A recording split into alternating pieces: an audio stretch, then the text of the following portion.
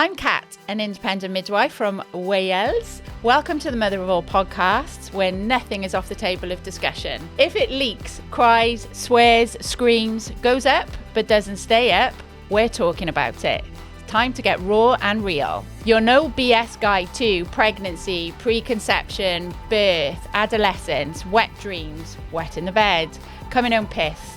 Who knows? Whatever. We're just going to talk about it. Life in parenting doesn't come with a manual. Well, not a decent one anyway. So let's just create a podcast. Welcome to the Mother of All podcasts. I don't even know where that comes from. Oh, that's good. That's good. That's not even in it. That's good. Okay. Right. Welcome back, Greg. You're back on because you were asked. I don't know whether it's because of your accent, Helps. your good looks, or your mastermind. Just aura. So top of the morning to you. I've been practicing that. That's good. Even though it's the afternoon. After the last podcast, 37k watches on that TikTok about you going about vagina. So it might be that as well. Yeah.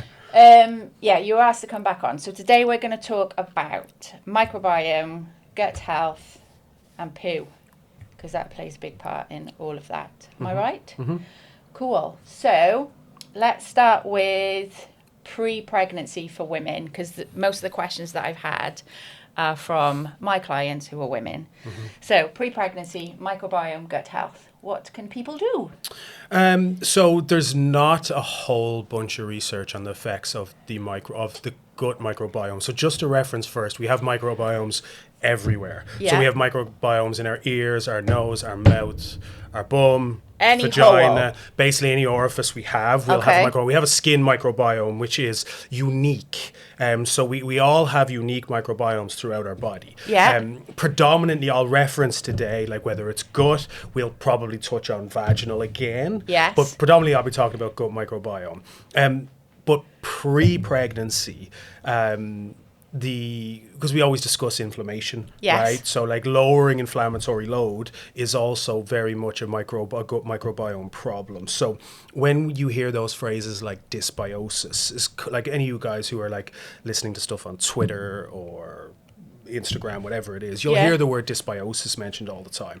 And dysbiosis is just, all it means is an imbalance in gut microbiome. So we have beneficial microbes and then potentially pathogenic. Okay. So ones that can cause problems if they overgrow. And then we have pathogenic bacteria. So everyone has them. Everyone will have beneficial, potentially pathogenic bacteria in some amount. Because even when we talk about E. coli, most people will have heard of E. coli at some stage. There's good and bad within that. And then like the pure pathogenic bacteria, so like you guys will heard of like Shigella or Campylobacter, the ones that give really bad gastroenteritis. We shouldn't have any of those, Okay. or at least very, very minimal. And how do you obtain them? Is it through gut health? Is it through diet? Is it through lifestyle? Predominantly, so Yeah. it is both, but it's predominantly through diet. So when we Okay. look at like the microbiome, like crash course, right? We'll talk about the large intestine. Obviously, we've got the small intestine and stomach above that. But when we talk about dysbiosis or an imbalance in bacteria, it's predominantly in the large intestine, or it should be just there. Sometimes it creeps up into the small, which causes its own problems. But most of it is condensed within the large intestine. And the beneficial bacteria only feed off fiber. Okay.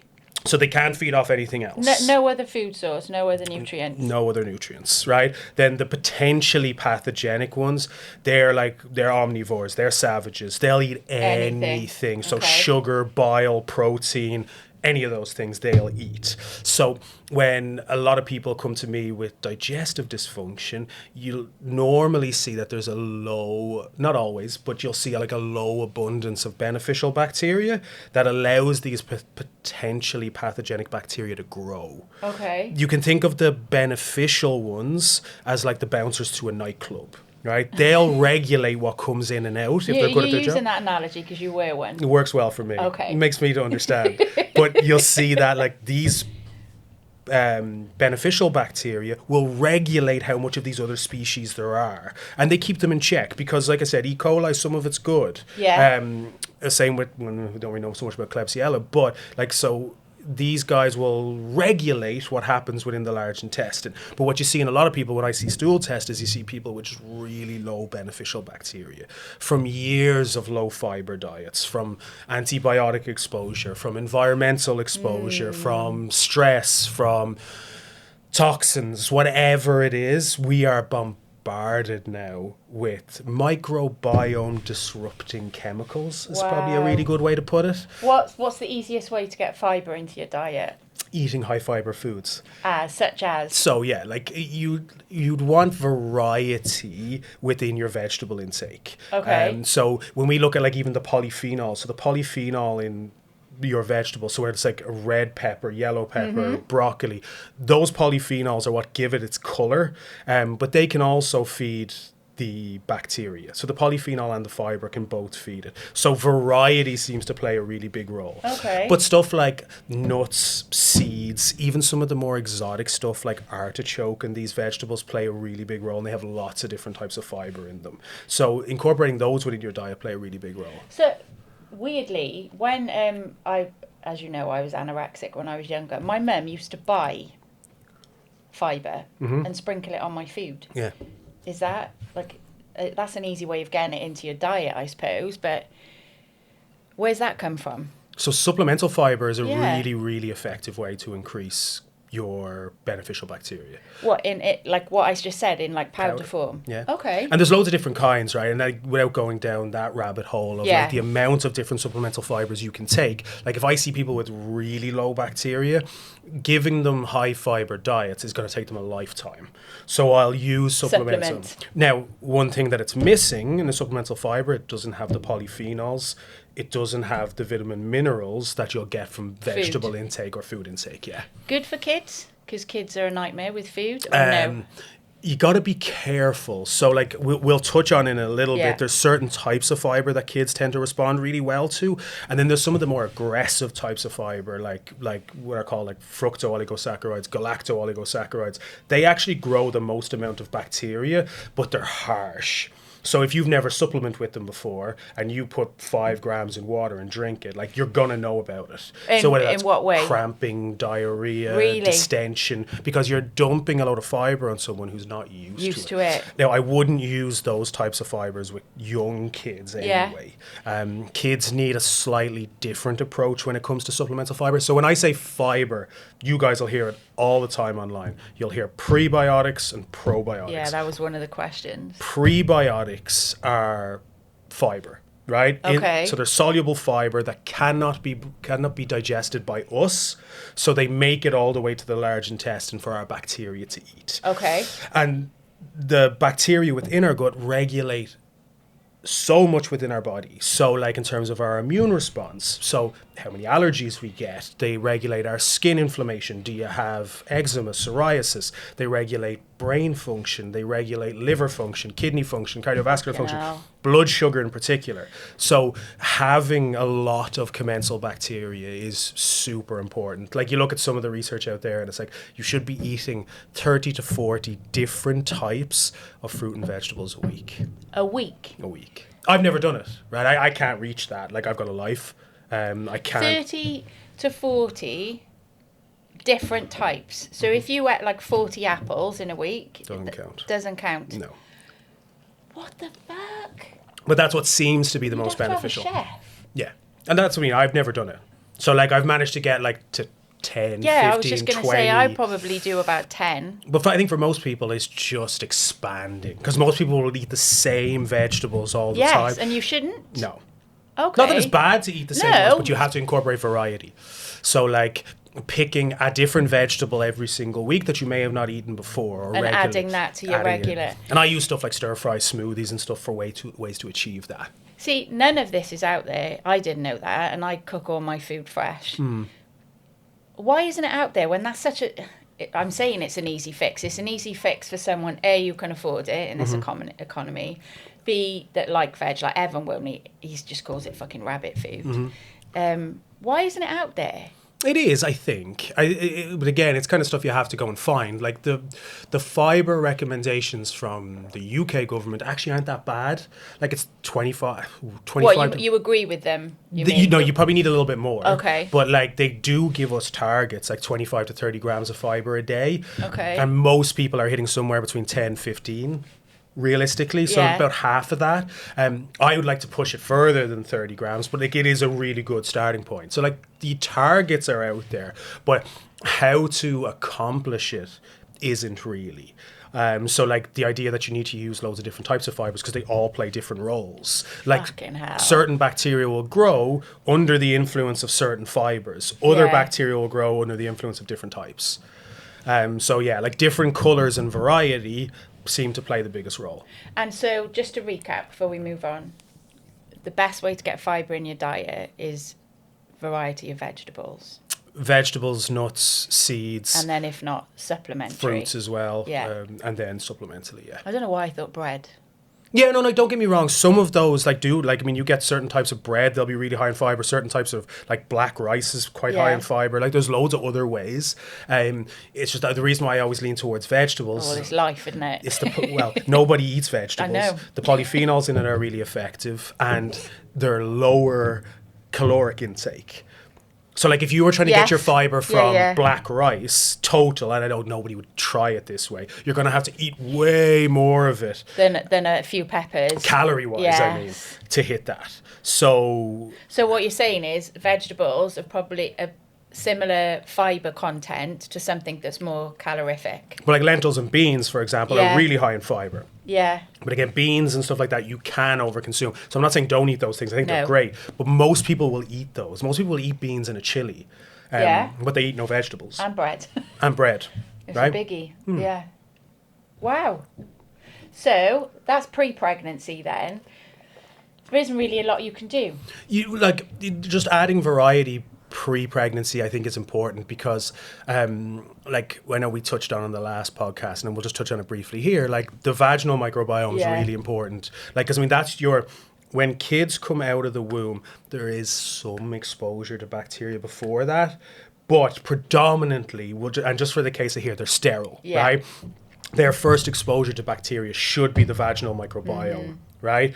And if the vaginal microbiome is off, then obviously their first exposure is not a positive one. They should be exposed to loads of lactobacillus when they come out, because lactobacillus is responsible for like regulating their immune system and protecting against other pathogens. So if they don't get that exposure, that's a problem. So like, if you want to learn a little bit more about the vaginal microbiome, probably go back to the other podcast where we went through it a little bit more. Yeah, there was loads on there. But we will touch on birth in a bit. So pregnancy then, and we're not touching on men really in this podcast. Maybe we'll delve into a little bit, but women have a harder time basically in gut health and microbiome. Yes, like there is some stuff around men and obviously their DNA within their sperm and how their microbiome affects their DNA, but generally speaking, microbiome comes from mum. Okay, so pregnancy, mum's had, I don't know, a history of antibiotics, like a life of antibiotics.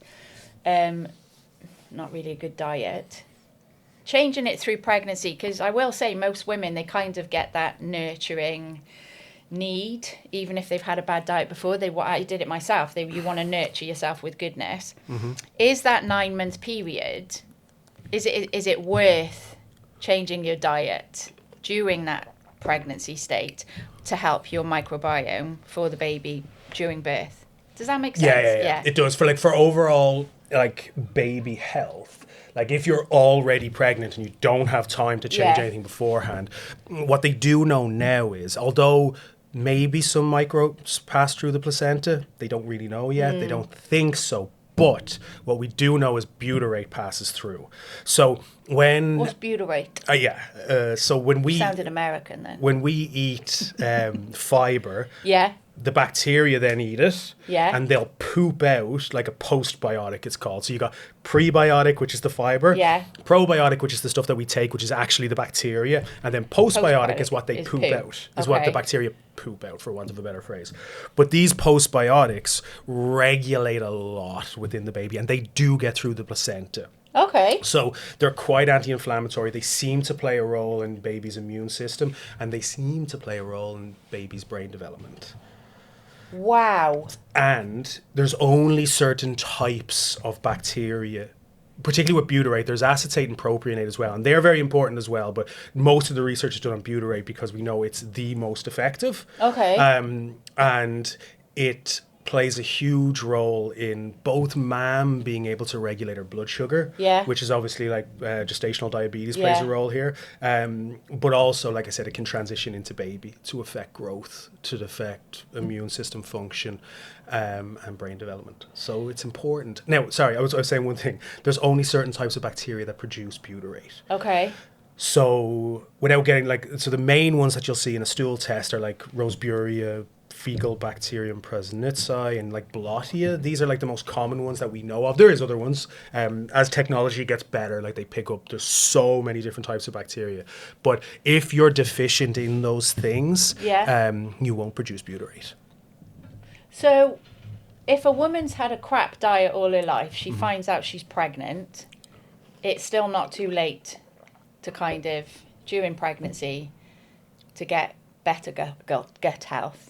No, I would say it's probably because I would be absolutely ideal to chase it, because there seems to be some sort of like for the microbiome. I'm saying, obviously, and mum's health, obviously. Yeah, but of course. I'm just thinking of the baby. But there seems to be some sort of transcription from mother to baby in terms of the type of microbiome they have. Okay. So now this is more based off data. There's like the research isn't great on it, but like a lot of these companies that do stool tests, like there's companies out there, and the names are going to escape me now, that do them particularly for mother and baby. Okay. So they'll do stool test baby within the first 30 days.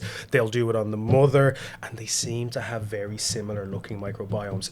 Whether that's, it probably wouldn't be a DNA thing over just one like transition of one parent in terms of one generation, but there seems to be some sort of transcription where the microbiome looks similar in the child than it is in the mother. So it must have passed through as well. Something must have passed through. Whether it's the butyrate that passes through, because butyrate can obviously affect the whole microbiome in of itself, because it can also be used as a mild antimicrobial. So that butyrate, when it's in baby, can, and then when baby gets born, can determine what bacteria can colonize in a positive way. Yeah. So like some of the stuff that kids tend to get, like E. coli infections, so that it can fight against that. So wow. So I would say it is probably very important for mother to be eating a certain amount of fibre while she's pregnant. Now look into, because I'm not super clued up on types of foods that that mothers can and can't have. I doubt. You might know. Like I doubt there's any type of vegetable or fibre that would be a particular problem. Like obviously I know it's mainly meat. And vitamin A. And cheese, like soft cheeses, meat, unpasteurised food, things like that. So no, veg is life. I made a list, 2 secs. Right, okay, so pregnancy. There really isn't... The microbiome is so big in birth now. So for it to be so big in birth, you'd think there would be a lot more info out there for pregnancy, but maybe it's because it's actually quite simple. You just add more fibre to your diet. It's simple-ish. Like if you have people with colonization of pathogenic bacteria or potentially pathogenic bacteria, you won't outfeed that. Okay. So like there is certain stages within people's diets where like they look like, and I've seen a lot of stool tests through the years where they've got like beneficial bacteria, but they have this overgrowth of potentially pathogenic bacteria that needs to be killed. And are they fucked? No. They can be killed. I wouldn't fucking touch it during pregnancy. No, you won't touch anyone. No. Because like a lot of the natural stuff that you'd use during pregnancy, or you would use normally, is so contraindicated. Mainly, like berberine being one of them. I know, but I do. I mean, we're going off topic here, but we're not. It's mainly because no sane pregnant woman would agree to a trial of, oh, try this in your pregnancy and see if it affects you. Of course. There is some stuff out there that can be used, like I call them like antimicrobials. So they're not antibiotics, they're like natural versions of an antibiotic. We're going to talk about antibiotics, actually. There is some you can use during pregnancy, like even like MCT oil, for example, has lauric acid, caprylic acid in it. These things are antimicrobial. So like they'll weed out bad bacteria, they'll weed out yeast quite well. So like there is certain things you can use during pregnancy. Like I had one client who suffered with a lot of UTIs, and she's obviously very afraid to have them during pregnancy because she didn't want antibiotics. I used MCT oil, and pre-pregnancy. No, during pregnancy, I used MCT oil, and I used pomegranate extract, or no, sorry, cranberry extract. So those things can help. So I'm not a fan of antibiotics, and all my clients, everyone knows that, unless. But you've just flipped my brain now. Unless a woman has a rip-roaring UTI in pregnancy, because they can just get so nasty. No, you're not curing a UTI with MCT oil. Okay. No, this is prevention. Prevention. Yeah. Like, man, like if someone got a UTI during pregnancy, I'd be like, doctor time. I'm out. Yeah, that's me, because they can become so unwell. So if a woman, just so we can share this info, if it's factual, if a woman is trying to get pregnant or pre-pregnancy and has a history of UTIs like me, would it be safe for them to take MCT oil prophylactically through pregnancy? Yes. Fab. That's good. That's good to know. But if you're suffering with UTIs, I'm the same. Antibiotics, no. But if you're coming up to pregnancy with loads of UTIs, it's predominantly an E. coli problem. I'd probably try and solve the E. coli before getting pregnant. Yeah. Okay. If I could.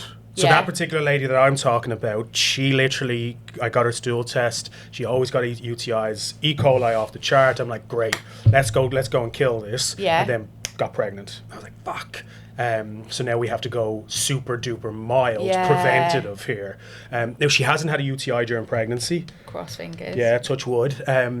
So there is some options there, but you just got to be careful what you use. My other time that I would always say for antibiotics is mastitis, because that too is horrendous if it's not caught. We're going to talk about breast milk anyway. Okay, so that's pregnancy. Right, birth. So microbiome in birth, I think we touched on this last time. It's not a new fad at all, but it's very much out there now, and a lot of people are asking questions.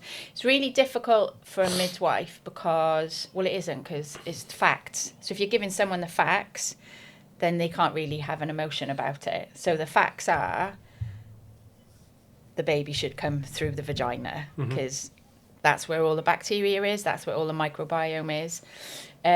Why? Because first exposure to bacteria, where are they going to get it from? Yeah. Initially, it's going to be mom's vaginal microbiome, which is loads of lactobacillus. At least it should be, as long as they haven't had like BV or anything. It should be lactobacillus, and lactobacillus is one of those like keystone bacteria that we need for life. So first exposure to that's really, really important. If they come in the world through C-section, their first exposure is a table, it's the doctor, it's Staphylococcus a lot of the time. And Staphylococcus is one of those bacteria where like you can get Staphylococcus infections, which are really bad. Like we all have a little bit of staph, like in around our mouth and nose and stuff like that. But if that's your first exposure, that's your first colonization. So that's very non-beneficial. Now, what effects can that have? So if you don't colonize with the appropriate bacteria, long term, think of every single immune regulated problem that a kid could have. Fucking hell. So think asthma, think psoriasis, think food intolerances. Now, there's caveats to that though. So when someone's born through C-section, there's options. You can like seed the baby. Yeah, well, I was going to talk because that's what I do. So if a lady's having a planned C-section, or even if it turns into an emergency, we always do microbiome vaginal seeding. So for anyone who doesn't know, that's basically a swab that's inserted into the mum's vagina. When the baby's born, we cover the baby with it, put it in the mouth, around the nose and everything. But if mum's waters have broken and there's meconium in it, then they say not to do it. Now, I haven't seen any research why, but obviously signs of infection, things like that, so not to do it. Hospitals aren't really jumping on board with this microbiome seeding, I hope, because whenever I've transferred a woman in, I'm like, oh, are we okay to do this? And they're like, well, we've never done it, so you do it. It's literally just swabbing a fucking baby with a swab from a mum. I think they find it quite ick. So the benefits of that, obviously it's better for a baby to be born vaginally because of the vaginal microbiome. There's other factors involved as well, like vaginally, like just in terms of, obviously like there's the first exposure thing, so the types of bacteria that they're exposed to, but then also like the bacteria that they can expose to, although a sterile environment, in like what bacteria do they get exposed to prior? Because like the first bacteria you get exposed to will semi-colonize. Okay. Because if the baby comes out sterile, what they're exposed to initially, they almost grab hold of. And also there's elements of, you look at some of the research around baby stress response. Now obviously you can have really bad traumatic natural births, yes, but like in general, when they're born vaginally, there tends to be less of a stress response for the baby. Yeah. Okay, I agree. If it's not an induction, but that's a podcast for someone else, not you. So vaginal seeding then, microbiome, you agree with it? You think is beneficial? Yeah. And why do you, and here's a really interesting part now. Yeah. Why do you think mom takes a shit when she gives birth? I'm a midwife. Do you know what my answer is? Because if it doesn't come out, the baby's not going to come out because they're so close together. Well, think about it evolutionarily. You want baby to get exposed to mom's microbiome. Yeah. Where are you going to find that? Shit. Speculative, but... Wow. Oh my God. Is that factual? Well, they're going to get exposed to the microbiome. The Yeah. research is like early and it's quite speculative, but Do you know it's what? quite interesting. It is interesting because nobody wants their babies to be born full of shit. But mums that do poo, it's one of their first concern is that, like, oh my God, I've just shit myself. And I'm like, we've all done it, love, don't worry about it. And the second one is, well, what if the baby hits it? And that's not a bad thing. Probably not. Yeah.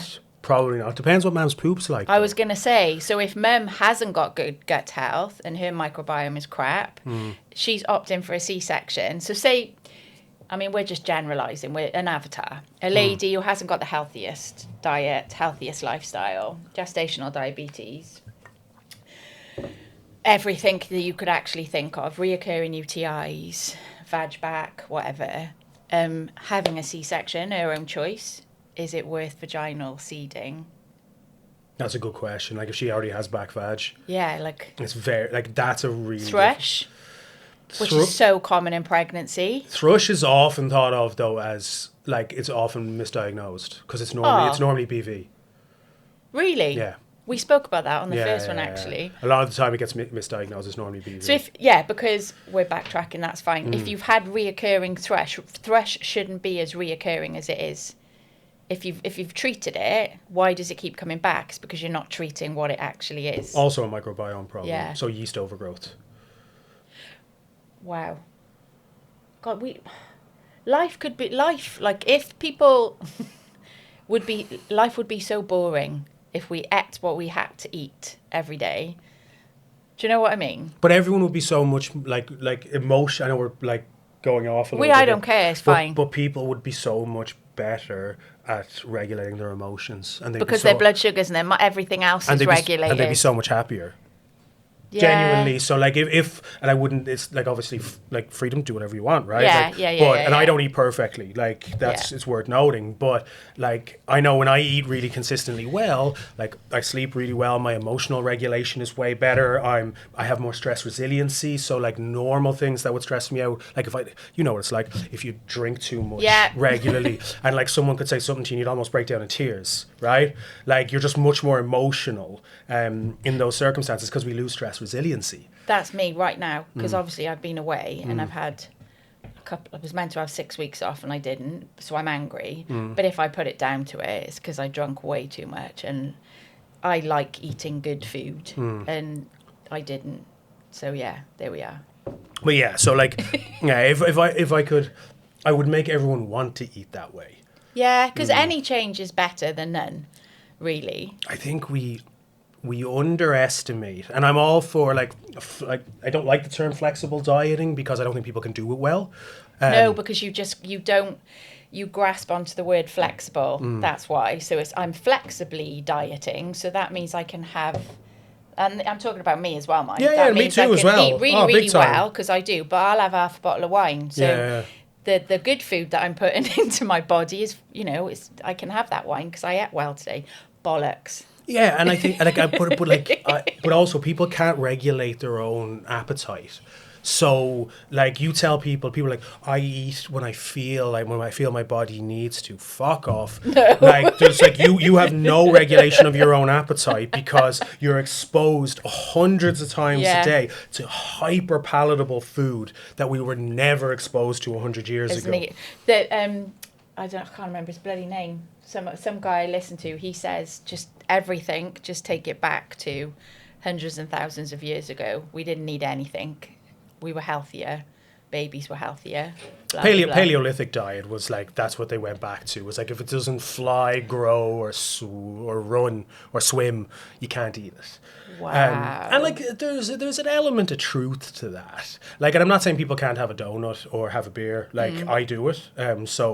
But I think when people, it does grind my gears when people turn around and say, I eat when I feel my body needs to. And you're like, fuck off. If I ate every time I thought my body needs to, I'd be massive.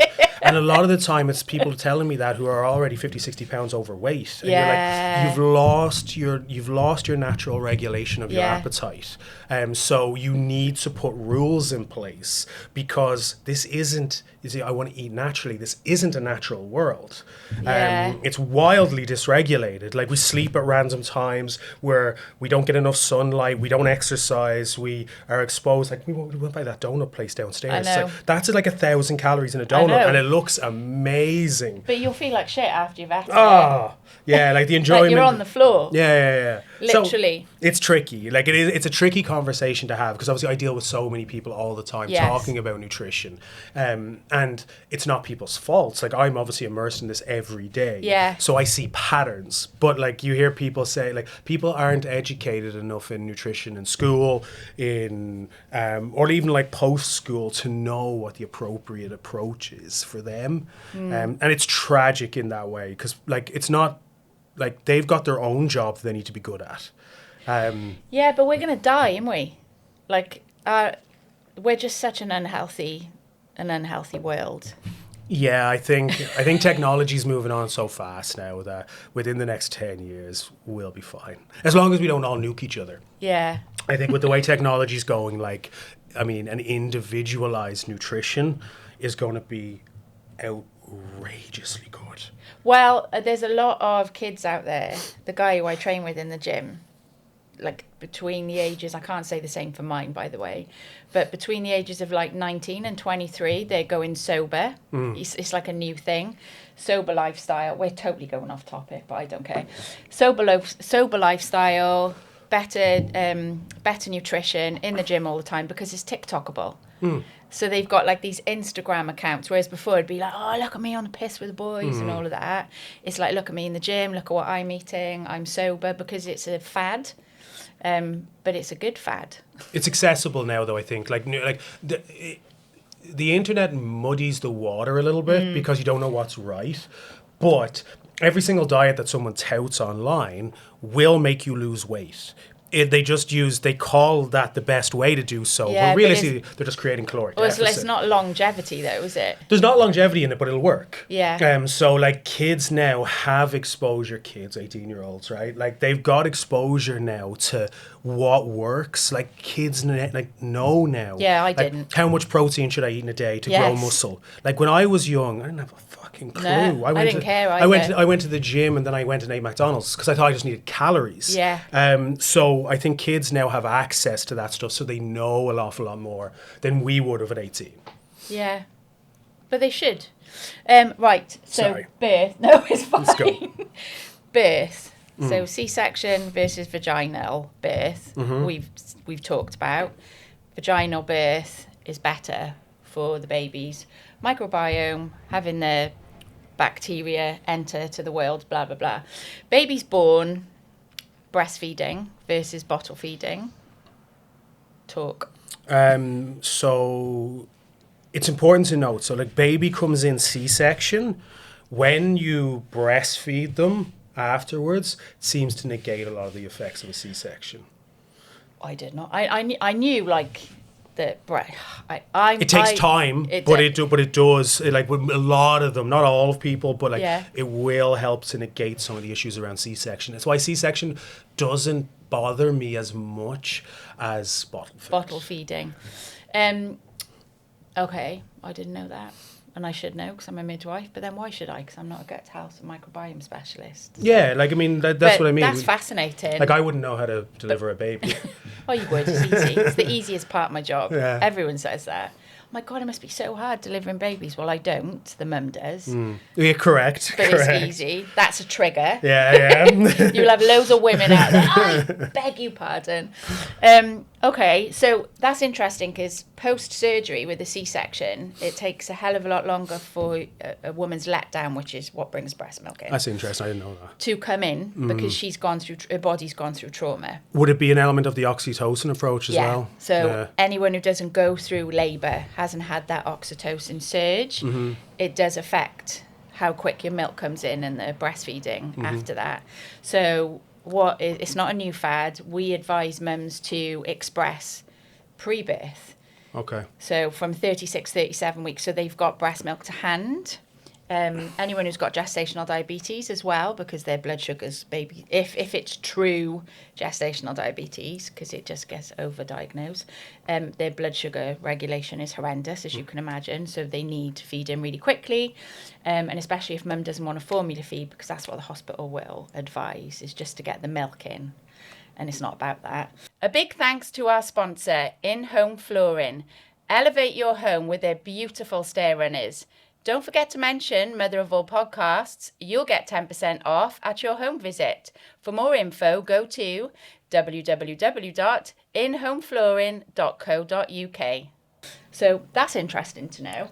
So talk about breastfeeding versus bottle feeding in terms of, so not from a midwife's point of view, in terms of gut health, in terms of baby microbiome. health. Yeah. In terms of baby health. Yes. Not like mum's choice and all of that crap. Just I mean, I don't. It's the facts. Yeah, like I don't. Did we say like I don't have a dog in the race? Yeah, like, we didn't know whether it was a that's horse a right in phrase, the race. but it's not. It's not up to me what you do. Yeah, but when when we look at female breast milk, it has everything already in it that will help to seed a baby's microbiome. So you can go through. Like think about it from top down. It'll have enough lactulose in order to give baby energy. Yeah. Right? It will have what's called HMO in it, which is called human milk oligosaccharides, which is created specifically from mother for baby's needs. It's the only place we get HMO. It's from breast milk. It's from breast milk.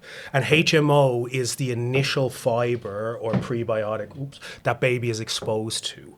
And it is the most important, bar none, in terms of seeding the baby's microbiome. So we also get elements of, when we think about brain health, we also get a lot of DHA from mom's breast milk, which is like the omega-3 DHA, which is really important for baby's brain health and brain development. We don't get that in bottle-fed shite that you see out there. Like you look at most of these bottle-fed formulas, they fucking suck. Really? Like suck. And it does really wind me up, right? Now, like, so you've got HMOs in there. You also have lysosomes in mom's milk. Lysosomes will be antimicrobial. So, like, they will fight against any non-beneficial bacteria trying to take host within baby's stomach. Then we get, like, lactoferrin. So lactoferrin will help regulate, first of all, baby's... Oh, my God, it's so good.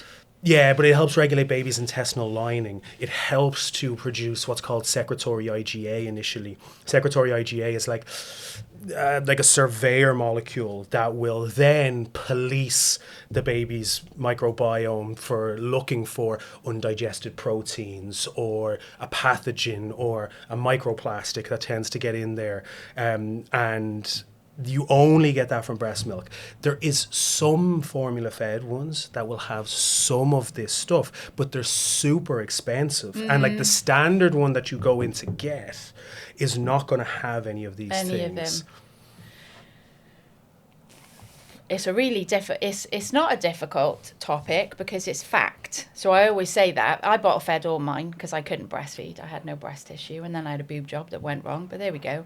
That's another podcast. But I am very pro breastfeeding in my job, and all my women are 100% breastfeeding success rate. I can't take any credit for that because I didn't breastfeed myself. And yes, you learn about it being a midwife, but I genuinely think it's because they've got that continuity of support, because breastfeeding is fucking hard.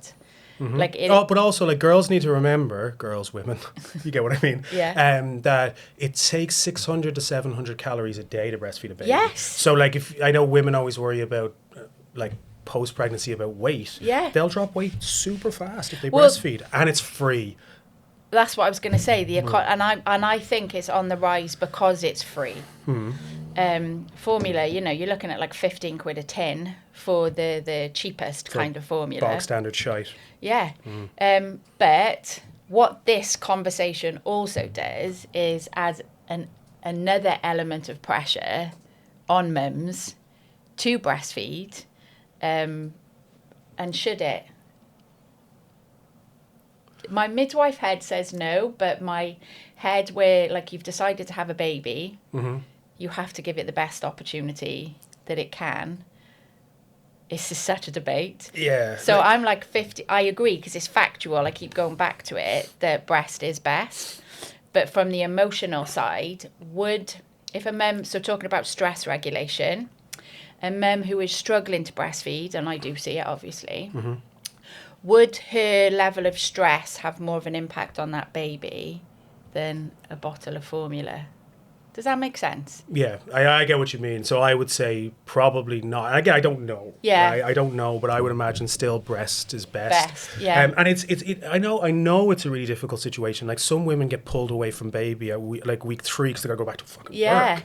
So I get it. But the facts are breast is best. This is what will work. And like, if you've already taken your child through C-section bottle feeding, like, this isn't a blame game. No, not at all. It just, you were dealing with the information you have. Yeah. But if you look at C-section bottle fed, name the childhood disorder. Jesus Christ. Seriously, name it. So, like, if you go, like, any sort of skin disorders, like rosacea, psoriasis, eczema, childhood development disorders. So if you look at autism, seems to increase without it. When you look at food sensitivities, dramatically goes up. If we look at type 2 diabetes in adulthood, dramatically goes up. If we look at obesity, tends to go up. So what are you setting it up for? Yeah. What are you setting the baby up for? Yeah. So I know, like, I imagine, and like, it's easy for dad goes back to work, like I did. Like, I was 2 weeks in, I was like, well, back to work for me. With your worthless nipples. Yeah, right. Well, I think men can lactate if they try really hard. I'm going to be sick. I'm not into it. I don't want to talk about it. It's gross. Hate me, anyone. I don't give a shit. It's wrong. No. Did you not know? Do you not know that men can give birth now? Don't. Oh, listen. Don't fucking start me on that. I'll take that shit online. Like, I don't care about that at all. Like, I'm not having that argument with people. Me. But, so when we look at, like, your child's ability to be able to fight infection, when we look at your child's ability to be able to regulate itself emotionally, it all comes from breast milk. Now, mother's diet is still really important at this stage. That was my next question. If mum's got a horrendous diet, like... So listen, ladies, so you don't just have to breastfeed and look after the baby. You also have to make sure you're eating well. It's okay. I agree with them. It's fucking hard. But, again, I go back to, this is the information. You do what you want with it. We're just giving it to you. If a mum has a horrendous diet, and I'm talking like she literally lives off Coke and doesn't eat veg or anything like that, is breast still best? I don't know. I would probably say I would probably say yes. Because what tends to happen, which is interesting, right? which doesn't always help mother, right? The baby is literally a leech. Like, it will yeah. steal your nutrients It's a parasite. from you, right? The minute it's conceived, by the way, until they die. Yeah. that's just known. But like, it will leach whatever it can from you. So like, there's some interesting research out there, like on postpartum depression. Like, is there a reason why baby 2, 3, and 4, so after 1, tend to cause more postpartum depression? Is it because the baby leaches all your DHA? Like, there's some stuff out there on that. So like, the baby will leach whatever it can from you, and your body will use your caloric intake to produce what it needs. It won't be as good, but I would still say it's better than shit bottle feeding. Now, it's not to say you can't create better bottle fed formulas. That was my next question. And also, if for whatever reason, it's mainly choice,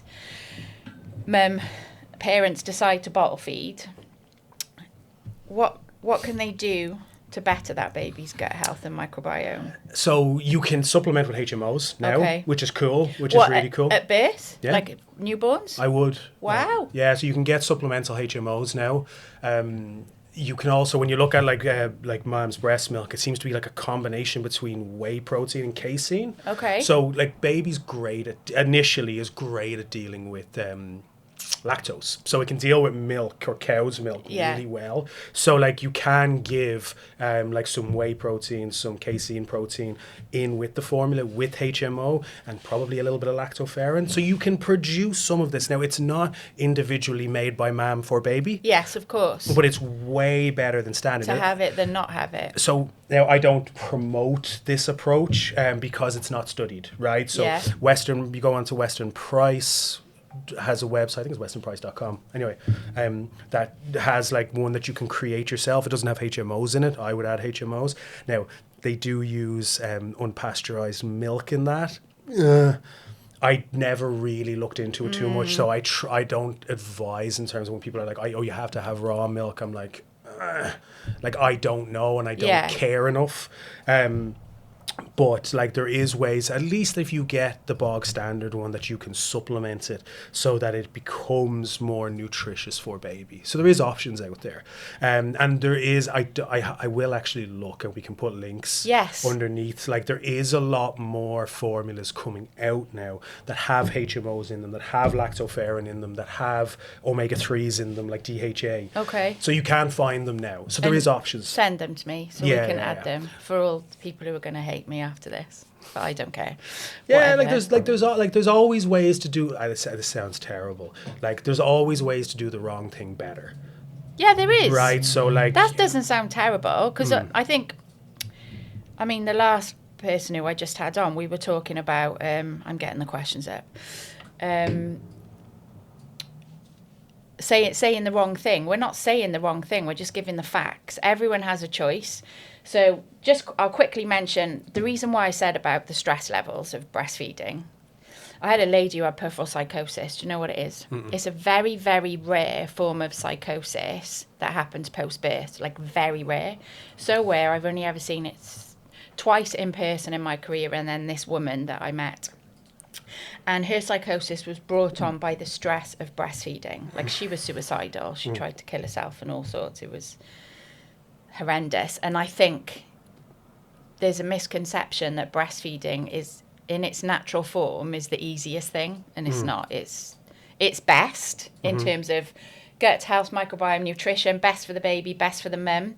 But in terms of emotional and the mental side of it, I think this misconception that it's easy needs to be put in the fuck it bucket, because it's not. It's hard. I don't dispute that at all. Like, no, well, you're coming from a different place to me. That's like, you're coming from a lot of knowledge of the benefits of it, because that's why you're here, to talk about, nutrition and health and that. But as a midwife, yeah, it's hard. I'm 50-50. Well, like you look, like when you think about it in this way, right? If I was dealing with someone post-birth and she was like, "Oh, the baby won't latch. It's really stressing me out. What should I do?" I'd be like, "Oh, go fucking see your midwife." Yeah. Like, I mean, it's completely out of my hands. I'll be like, I'll phone Greg. Yeah. Like I have no idea in those Yeah. circumstances. So like, granted, like I can't imagine in modern day world, like the pressure on mam It's huge. is wild, because mam now has to fight against all her natural urges to do the right thing, and then all the external factors that modern life has given, that stress, whether that's financial, whether that's like lack of family around Yeah. her, whether that's like you may hear about like, you know, pollution in the air or microplastic that kids are exposed to now, like, oh, like, I mean, the fucking myriad of shit. What diet do I feed them? What do I wean them on? Exactly. Whereas you go back 200 years ago, it was just what you had. Well, we Like, it's just what you had, mentioned what you that do. earlier, and Yeah. I mean, the internet is an amazing place, but you only go to the internet when you want an answer to something. And sometimes that answer isn't what you want to hear. So, you know, mums out there, we've been asked questions about infant gut health. It might not be, the answer might not be what you want to hear, but it's the right one, unfortunately. Yeah. Breastfeeding is Do it. best. Like you'll see, I think Vaginal birth is best. I think you'll see, like over the next, as women become so much more empowered in this stuff, Yeah. and they learn about this stuff at earlier stages, you'll start to see formulas that are far better. The issue that you're going to have is like HMOs, like just to supplement them, Yeah. are expensive. Now technology gets better, these things get cheaper, Yeah, right? Competition, yes. competition will make it cheaper. So you will have options down the line where you can make the best out of a bad situation. So you're talking about that lady with psychosis. Yeah. Like dad in that circumstance would be able to go and like get all this stuff Yes. to put in the milk, so it's giving baby still the best chance. Yeah. Like you look at, there is some research on like supplemental HMOs in bottle fed babies, and like it seems to, the percentages escape me, but like in terms of all those problems I mentioned, they seem to dramatically drop. Now they don't go Wow. back to breastfed levels, yeah. but it can make a huge impact to babies' long-term health. So like there's options out there. And I'll link HMOs, I'll talk about probiotics and stuff like that in a Yeah. while. I'll link all that stuff as well so that people can get them. Get them. Okay. Right. Questions. Are all probiotics the same? As in, are we getting ripped off by buying expensive ones? It's a really good question. When we think of probiotics, it comes into like three families, right? So you'll have, so what most people hear about is like bifido and lacto, like lactobacillus, so what they get in yogurts, like remember Yakult used to do it. Yes. And that's one family. Then you've got like what's called Saccharomyces boulardii, which is a type of yeast, which does loads of cool things. It outcompetes yeast. It's mildly antimicrobial. And then we have like a relatively newer one called like bacillus strains. So these are soil-based probiotics. And they're the three families. Now, within those, you have all these subsets, and there's loads and loads and loads of them, which makes it really difficult to Yeah. understand what to get. And which, if you are getting ripped off or not? Yeah, and they do research on like individual strains. So like Bifido longum, Bifido infantis, which is obviously particularly effective for kids, and like different types of Lactobacillus casei, and all these different. And you're like, oh, which one do I get? And a lot of the time, it seems to be combination that has the best effect. Really? Which is cool, right? So Yeah. it means that like as long as it's difficult with Amazon, because Amazon does sell knockoffs, but like something like iHerb, for example, and I'll link some probiotics in there as well. Like these guys will do like where they'll do like a probiotic with some prebiotic in it. So like they'll put like apple skin and orange skin, and then they'll do like Saccharomyces boulardii with a handful of lactobacillus and bifido. So they'll just go like, these are the ones that work best in most of the research. Yeah. Put them in. Yeah. And they work really well. Like probiotics for kids and for adults are super effective. The problem with most people is they don't work straight away. So like you need to give them time. So most people will take a probiotic for 3 weeks. I know, and we're at a culture of instant gratification, aren't Yeah. we? So people just don't give it the time it needs. What's the time scale? 12 weeks normally. Fucking hell. So it does take a lot of time for them to have. Some people get that, obviously, the effects earlier. Yeah, but that's like, just the bog standard. Yeah, it takes time average. for them to work. What's the best thing we can do to improve gut health? we've probably talked about that, but Yeah, mostly like in baby or in mam, like, or in just woman. I think just in general. Yeah, fiber. Yeah, It's just different fibre. types of fiber. So like I'll link a list, and like it To literally gives you. supplements, just for people who don't have that diet. So yeah. So like in terms of supplements, I always start with what's called like sun fiber or PHGG, which is partially hydrolyzed guar gum, because it's really soft. Okay. So like people can take it and it never really bothers people. Okay. It's not the most potent, so it doesn't grow everything back, but it's a really nice place to start for people. But just to reiterate, veg and fruit. Veg, fruit, lentils, beans, Yeah. that kind of stuff, work really well. Probably cheaper than supplements, by the way. What effect does Laxido and the like have on gut health? So that's a laxative. Okay, laxatives tend to cleanse a little bit the gut microbiome, so you will find that people will tend to have lower abundance of beneficial bacteria if they use laxatives regularly. Okay. Now, what's the other option? I like to use Iberogast with clients. Iberogast is like what's called a prokinetic. So it's not a laxative in the traditional sense. So like it'll help your stomach start to contract. So you'll move food through more readily. Because when you see like really bad constipation is like really bad transit time. So food moves through really fucking slowly. Sluggish. So like if you give someone a prokinetic, again, it'll start to contract the stomach to help them do it naturally. And I do use a little bit more like magnesium oxide and stuff like that tends to work really well. Gold, isn't it? Yeah, magnesium oxide works really well generally for most people, but that's more of a laxative effect. Okay. Now, not all the time, but a lot of the time, what you find, particularly in women are much more inclined to functional gastrointestinal issues than men. Seems to be something to do hormonally. Yeah, so it seems to be estrogen and progesterone slows down gastric emptying, and estrogen makes us a little bit more sensitive to like visceral pain. Okay. So like if I produce the same amount of gas as you, I probably won't feel the same pain you will. I'll feel less pain. Wow. Yeah. So although women tend to have higher pain thresholds in certain aspects, with digestive dysfunction, they tend to suffer an awful lot more from very similar gas production. Wow. Why do men moan more then? That's another podcast. Yeah, but with that, back to that point.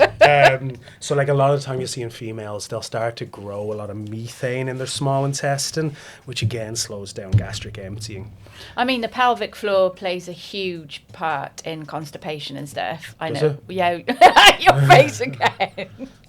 You're obsessed with female health, but not anatomy. It makes me laugh. Yeah. Do you recommend supplements or prebiotics? So I do love. This is for kids. I think that one was for kids. So for really young kids, like up to the age of especially at least until they're weaned.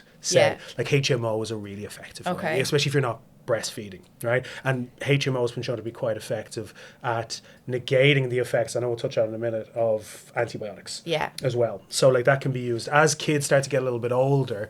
You can use, I always use PHGG. It's just super soft and easy with a lot of kids. And then you can move into some of the other stuff like people know, like psyllium husk and stuff like that. You can get like inulin, but if you use those, like you have to start it'll tell you like take 1 teaspoon, right? Yeah. Nah, like you got to start 1/4 teaspoon.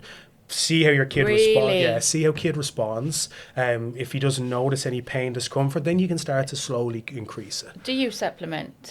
Yeah. What can we do? What can we do to help our children develop good gut microbiome? Touched on most of it. Yeah. Obviously, as much as possible, avoidance of antibiotics. But one really interesting part is and mothers are responsible for this, not dads, is over sanitization of the house. So like we need not in my house, but yeah, right. Like there was a book by Dr. Axe. Whatever you think about him, I wouldn't be that keen on him, but he wrote a book called Eat Dirt, and it's so important for kids. Love it. Yeah, it's like kids have to get dirty. Yeah. Like proper muddy dirty. Of course. Because that's like we spoke about like probiotics with bacillus in them. That's where we get those from, is in soil. So yeah, allowing kids being exposed to microbes, kids getting exposed to animals is really important, dogs in particular. So kids who have dogs when they're young tend to grow up with less allergies because they get exposed to lots of different bacteria. Of course. I mean, I was brought up feral, and I think my kids were actually. But just talking about me, as per usual, my kids aren't unhealthy at all, and I bottle fed, but they do suffer with gut. All three, as you know. I'm always messaging you, what can I get for this? What can I get for that? So yeah. Anyway, whatever. I'll live. My baby had antibiotics at 3 weeks, completely necessary and life-saving. But what can I do to improve their gut health? I know this baby because I was their midwife, and I think this baby, March, April, May, June, July, it's probably like 4.5 months, 5 months. And this woman's obsessed with you, by the way, in a good way. So she's asked most of the questions. And I'm sure she's done most of the stuff already, but yeah. So baby's 6 months? I think 4.5, 5 months. I'm sure it was March, April, May, June, July, August. No, 4 to 5 months. So again, HMO will probably be the best way to approach it initially. If she's breastfeeding, that's great. That will tend to negate. I know she did exclusively. I don't know if she still is now, but she definitely. Yeah, and then I would look at probiotics. So like any time, even as adults, if we get exposed to antibiotics, we take probiotics at the same time. People will always say, oh, take them afterwards. No, you take them while, because what probiotics do is they help to, in a very simplified way, they protect the immune system from the effects of antibiotics, but they also seem to protect the good bacteria. So they allow the antibiotic to do its thing more effectively, killing whatever it's trying to kill without actually affecting our own microbiome. So what one's for babies? Do you know off the top of your head? You can use adult ones for babies, generally. Really? Now, Garden of Life does one specifically for infants. Garden of Life. Garden of Life. I'll send you the links. Okay. So Garden of Life does one, which is a really nice combination, and it seems to be in the right dosage. It's trying to figure out dosage for babies is a little bit harder. Whereas when you look at some of the companies, they've done it. So you know what dose. I wouldn't know exactly what dose to give a 5-month-old. Yeah. Whereas these guys have figured out what dosages tends to work. So like you can put it in, like if you're bottle feeding them or whatever it is, or in their juice, like, because most of them, they make them taste nice as well. Yes. They have to, and you tend to be able to mix them in. You can also do stuff like if you've got like probiotic powder and baby like maybe more sensitive, like it's even, I'm not even joking, like finger in baby's mouth. Really? Yeah.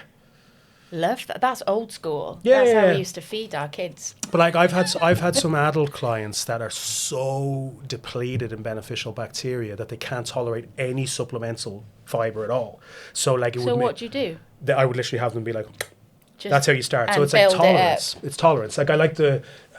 Is that because of years of poor gut health? Yeah, most likely. So yeah, it's shit, isn't it? Right. So your gut health gets so bad that you need fiber, but you won't tolerate fiber.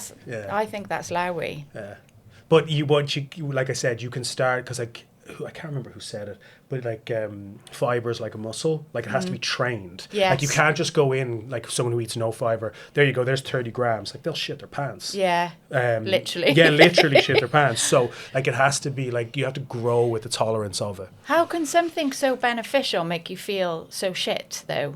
You make a big dramatic change in diet in any way. Yeah. Like, is it? These names. I remember being sat on a seminar one time, and the guy, brilliant. Oh, Ben House is his name. Very good, like functional medicine practitioner, and he was like, you change your diet to like really high fat, shit your pants. You go really high fiber, shit your pants. You go really high protein, shit your pants. So like any dramatic change in dietary, you shit your pants. You shit your pants. Yeah.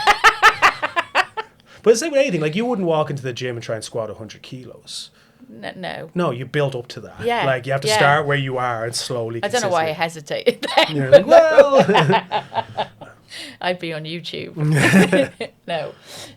Okay, that's all the questions, but I have one. So, I want to reiterate what we said at the beginning. The easiest way to improve gut health is fiber. Mm-hmm. Definitely. And through food, that would be veg, fruit, Well, nuts. I never touched on resistant starch is a really good one. Like Okay. resistant starch is like, so you get in like green bananas is resistant starch, but like resistant starch, like you can get in potatoes or pasta where What, unripe bananas? yeah, I don't know if you want to eat who them. the hell I could know. eat that? It's But like you chewing a fucking brick. But you can do it with potatoes. So like if you cook potatoes. Oh, cook potato. Yeah, cook potatoes and then let them cool. They'll Yeah. grow in resistant starch. So like there is, I haven't touched on that today. Okay. Just because it's a bit of a pain in the ass to do. Oh, there's so much to talk about. Where, if I were a pregnant woman, or who I know you're scared of, but or a lady who's just had a baby, or someone who's planning a family, where could I point them in the right direction for easy information? I mean, you post a lot, and I always share it anyway. Because there's so much shit out there. I have a really, I don't know, I suppose I could just change your branding, good, and claim it's mine. But no, there's a practitioner in Australia called the SIBO doctor, and she has the coolest list of like every different type of fibre, all the different foods that will give you that type of fibre. So like, I'm sure I could share it in some capacity. Share it so I can share it. Yeah, so like that's like a really good way, and just like picking things out of each one every once in a while is an effective way to do it. Because it's hard not to be literal when it's your job as a mum to, well, get pregnant. Obviously, it's the man's job, which we've spoke about. Get pregnant, keep the baby alive in utero, birth it the right way, and then give it all the nutrients when it's born. It's a huge job. Yeah. Well, that's wild. It's Fucking wild. bonkers. And then you're like I said, you're dealing with all the environmental factors that we didn't have 100 years ago. I know. So one last thing. What part does a man play in a baby's gut health? Does that make sense? Yeah, skin exposure. Oh, okay. Yeah, so same with mam, right? There seems to be an element of skin Skin exposure. to skin. Yeah. Okay, That can I'm a affect- massive fan of that. Yeah, that can affect baby's microbiome. So like you said, our gut microbiome very much, because it's the biggest one we have, Yeah, of course. can very much determine microbiomes elsewhere. So like you'll find people who've like had asthma or they've had like really bad congestion, and you fix their gut health and those things go away. So like similar with skin. So like it's not always the case, but like you do see that people with really bad gut health have skin issues. So if you can have a really healthy gut microbiome, you tend to have a better skin microbiome. So that exposure seems to play a major role, but also like the exposure to nan, the exposure to granddad, all those things can influence. Yeah. See, that weirdly goes against emotional regulation for a baby, because all the research out there is like baby shouldn't be passed around. Baby should just be with mum and dad for days and days and days. God, it's nuts. I don't know about that. No, now, well, you wouldn't but though, would you? Because it's not your role. No. That's not a podcast that you'll want to come on and talk about. I don't think, have we forgotten anything? No, I think that's Before we it. go? I'm not going to ask you the 3 questions because I asked you them last time. Oh, did you? Yeah. Okay. Unless you've got another defining moment that you want to share. I don't remember what my last defining moment was. It was moving here. Oh, yeah. That's right. Another defining moment. Probably without sounding like a bit like a knob. Finding what my passion was in life, which is this job. Yeah. Yeah, genuinely. It really is, though. Can you imagine doing anything else? I couldn't. I genuinely, I've thought about it before because my job can get really stressful. I work really long hours. Yeah, and weird hours. And then like there's been times where I got hyper stressed and I'm like, do you know what? Like I just love like a factory job where I could do 8 hours and go home. And then like, you know, you get a night's sleep and I wake up and I'm like, Jesus, like I couldn't. Couldn't do another. That was me this morning, literally walking in here. I was like, I don't want to be a midwife anymore. But it's because I've just come back and I've got shit going on with family.